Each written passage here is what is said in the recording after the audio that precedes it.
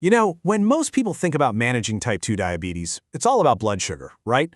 But what if I told you the biggest threat isn't just about glucose levels? Today, we're going to pull back the curtain on a really critical and often hidden connection between diabetes, your kidneys, and your heart. So just to get a sense of how big this is, let me ask you a question. For all the folks in the US living with type 2 diabetes, what percentage do you think also have chronic kidney disease or CKD? Just take a guess. 10%? 20%? What number feels right to you? The answer is actually pretty staggering. It's around 40%. Now think about that. This isn't some rare thing. It means that for every 5 people you know with type 2 diabetes, 2 of them are probably dealing with chronic kidney disease, and a lot of them have no idea. And this problem is not slowing down. I mean, look at these numbers. The number of people affected more than doubled in just 7 years. And the projections for the future? They're just climbing higher and higher. This is way more than just a health trend. It's quickly becoming a major public health crisis. Okay, so with a risk that's this common and growing this fast, the big question has to be, how do we find it? How do we uncover this hidden problem before it's too late? Well, the answer is all about being proactive and using the right kinds of tests. The first test you need to know about is the eGFR. Now, I know that sounds super technical, but the idea is actually really simple. It just measures how well your kidneys are doing their main job, filtering junk out of your blood. The easiest way to think about it is like a speedometer for your kidneys. A higher number means they're cruising along just fine. A lower number means things are starting to slow down. The second key test is the ACR. This one checks for a protein called albumin in your urine. See, healthy kidneys are supposed to keep that protein in your blood. If it starts showing up in your urine, that's a red flag for damage. So, if the eGFR is the speedometer, think of the ACR as your kidney's leak detector. So, what do doctors do with these 2 numbers? Well, they don't look at them in isolation. They put them together using a risk grid, just like this one. By looking at your eGFR, your kidney's speed, and your ACR, that leak level, they can get a really clear picture of your risk. So let's say your speed is pretty good, but you've got a moderate leak. Boom, that puts you in the moderate risk category. It's this combo that lets them build a really precise plan to protect your health. But this is where the story takes a really important twist. When people hear chronic kidney disease, their minds usually jump to one specific outcome. But the data.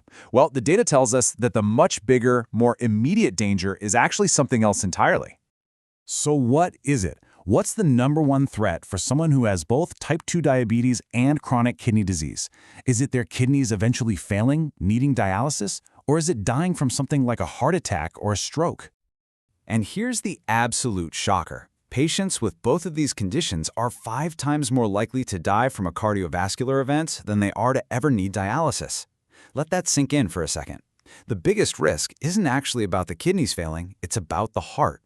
This chart just makes it crystal clear. Over just a 2-year period, the risk of a fatal cardiovascular event is over 32%. The risk of total kidney failure?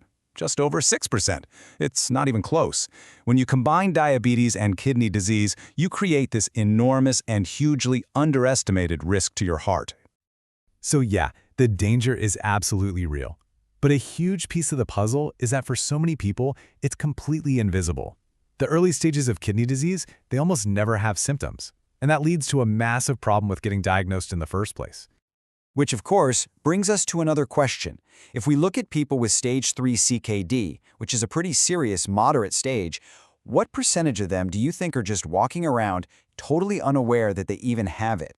It's more than half. Nearly 52% of adults who have both type 2 diabetes and stage 3 CKD are undiagnosed. I mean, that is the literal definition of a hidden epidemic. More than half the people in this serious risk group don't even know they're in it. So, why is this happening? Well, the main reason is that the early stages are totally silent. You just don't feel sick. And that means if doctors aren't proactively looking for it with routine screening, it just gets missed. This is exactly why the medical guidelines are so important. They recommend annual screening with both of those tests, the eGFR and the ACR, starting the minute someone gets diagnosed with type 2 diabetes. Okay, so we've laid out the problem, we see the scale of it, and we know the hidden danger. But, knowledge is only power if you actually do something with it. So what's the game plan? What does a modern approach to managing this huge risk actually look like? The approach today has to be holistic. It's not just about chasing one number like your blood sugar anymore. The goals of care are much bigger. It starts with, number 1, actively protecting the heart and the kidneys. Then you layer in managing blood sugar, weight, and other cardiovascular risks like blood pressure. It's about treating the whole system, not just a single symptom. And look, this is not a job for one doctor working alone. To manage this interconnected risk, you really need a team. Your primary care doctor, an endocrinologist for diabetes, a nephrologist for the kidneys, and a cardiologist for the heart. They all need to be on the same page, talking to each other to see the whole picture. So we're going to end right back where we started with a question for you. Whether this is about you or someone you care about, are you seeing the full picture? Because managing type 2 diabetes today is about so much more than blood sugar. It's about protecting the heart and kidneys before they become a problem. And that conversation starts by asking the right questions. Are you ready to start it?